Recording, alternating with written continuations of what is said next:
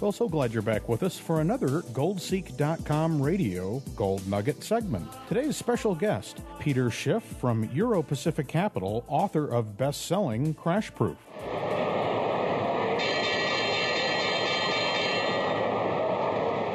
Well, it's a pleasure to welcome back to the show President and Chief Global Strategist of Euro-Pacific and best-selling author. Peter, how are you today? I'm well. How are you? Pretty good. You know, over the past several years, housing has gone through the ringer here after 3 generations of nothing but higher prices. And now we hear that the Case-Shiller Index has slid below the 2008-2009 credit crisis lows. Well, you had a bubble in housing. When bubbles burst, it's hard to get them going again, and we shouldn't even be trying. Unfortunately, the government is pursuing policies to try to prop up housing prices.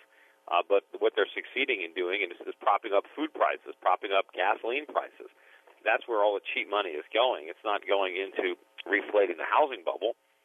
But also, you know, during the housing bubble, a lot of houses were bought by people who couldn't afford them. A lot of people bought houses that they really didn't want. They bought them because they wanted to get rich, and the way to get rich was buying a house. There were a lot of people that, you know, are more suited for renters and would normally rent, but for the allure of the riches associated with home ownership. So now that that illusion is going away, you have a lot of people, going back to renters, and you don't have all that demand that you had for housing. Meanwhile, the economy is much weaker. We have a lot of people unemployed, and even those who are employed are not making as much money. They have a lot of debt. They're struggling with a higher cost of living. So that the demand for housing is just not there, and we have a huge supply left over from the bubble years. Prices are only going to go lower, and they would be a lot lower if it weren't for the government's efforts to artificially prop them up with cheap interest rates and guaranteed and subsidized mortgages. But imagine where prices are going to be when interest rates rise. I mean, they inevitably are going to rise. They're not going to stay low forever.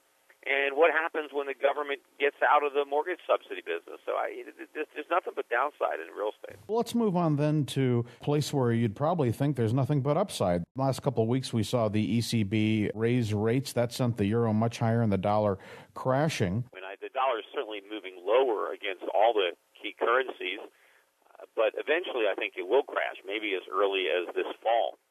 But the fundamentals for the dollar are horrific because we have got 0% interest rates, and the Fed is on hold indefinitely because the economy in its leveraged state cannot survive higher interest rates. So the only reason that this phony economy continues to function is because we got interest rates at zero. But, you know, the economic consequence of that is, you know, a weak dollar, inflation, and ultimately the Fed is going to be forced to acknowledge the reality and raise rates, and the longer they wait to do it, the worse it's going to be. But ultimately, it will be the equivalent of pulling the rug out from under the economy, and it will topple.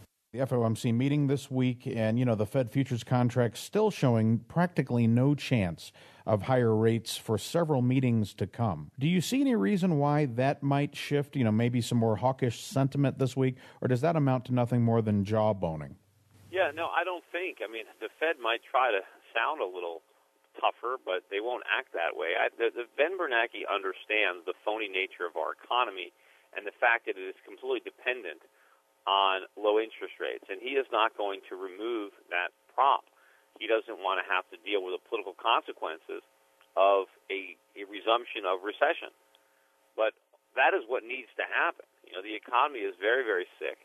It's because of what's happened as a result of all the government stimulus of the past that has so distorted the economy and created this condition. And the only solution is to allow market forces to repair the damage. And, you know, that's not, you know, going to be done without a recession. That's just, unfortunately, part of the cure is enduring some pain. But there's a lot of light at the end of the tunnel if we do it. But, you know, politicians don't care about that, you know. They care about getting reelected, and, you know, pain is not the way to win an election.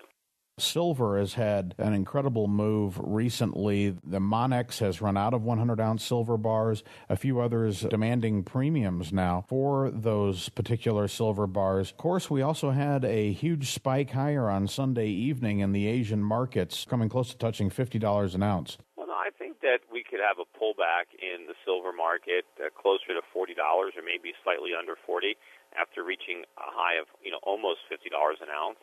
I haven't seen any shortages. I mean, we've certainly got silver. When people call up Europe Pacific Precious Metals, we have no problem getting silver. The thing that people need to make sure is that when you buy your silver, you don't buy it from the firms that are charging these horrific markups. I think there are a lot of people today who are buying silver at around $44, $45 an ounce. They're going to need $80 an ounce to break even based on the horrific markups from a lot of the companies. And, the companies that mark up their products the most are the ones that are advertising all over CNN or Fox or CNBC or on the Internet or in the newspapers. And the reason that they can afford to advertise is because they overcharge so much. So be very careful. I mean, this is a dangerous time to be buying silver where you need $80 to break even. So, be careful that you're not paying, much over spot when you're buying your silver, given, especially since we've already had a big run. But I don't think it's over. I mean, I think silver is going to be a lot higher. I think it'll be $100, $200 an ounce, maybe more eventually. But that doesn't mean it can't go down to $40 or even lower before it goes on its next move. There's been considerable talk about silver backwardation. There may not be a top in silver until this condition is alleviated in the markets. Any thoughts? I don't think there's going to be a top in silver until there's a bottom in the dollar. And there's no bottom in sight to the dollar. And, it's not just the dollar. It's all other fiat currencies that are alternatives to the dollar. They're all too weak. All the major central banks are too easy, including the ECB. I mean, the ECB just raised rates, but they raised them from 1% to 1.25%. That is still well below their official inflation rate. And when your interest rates are below your inflation rate, that is a loose monetary policy. And in order to put the brakes on, silver, at least in terms of euro, we need to see a tight monetary policy in Europe. And so far, there's no indication that that's coming.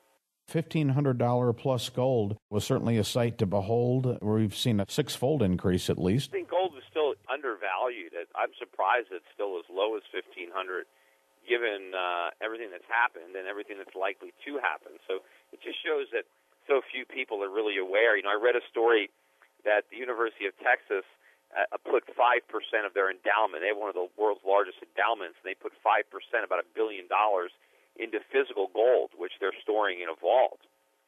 And, that's just one endowment. Imagine if 10% of the endowments do what the University of Texas did. Imagine if they all do it. They all should do it. I mean, it makes no sense.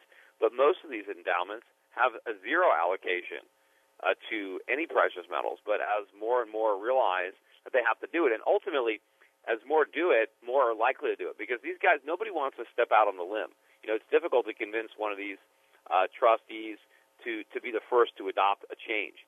But once it becomes acceptable that it is a good idea to have 5 or 10% of your endowment in gold, then everybody will do it. But the problem is everybody can't do it at $1,500 an ounce. It's just not even possible.